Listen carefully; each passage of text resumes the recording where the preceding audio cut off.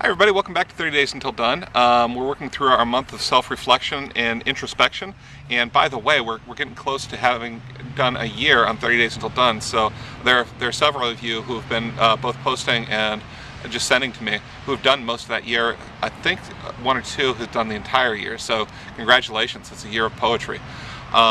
So working on our this is a Steinbeck theme we're working on. So I'm going to do the winter of our discontent today, and different. It's not a Shakespearean reference today. It's a Steinbeck reference today, and so this is. I don't know if you've read Winter of Our Discontent. It's not one of his best, but it's a novel about being discontented and then making all of the wrong choices because of that discontent. And he ends up making sure that his best friend kills himself through alcohol.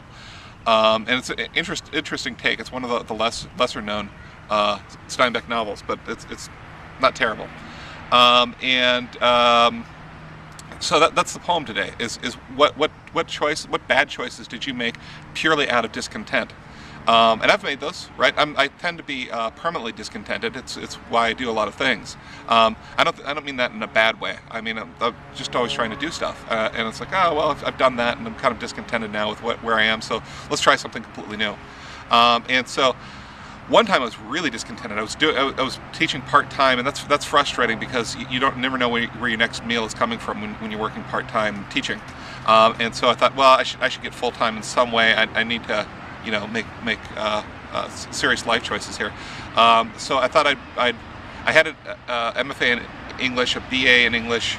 I thought I wanted to make myself the best possible junior high school teacher because I like junior high school kids that I could possibly be. So I started with an MA in history, and that was probably a bad choice because not because history is bad, because I wasn't dedicated to it.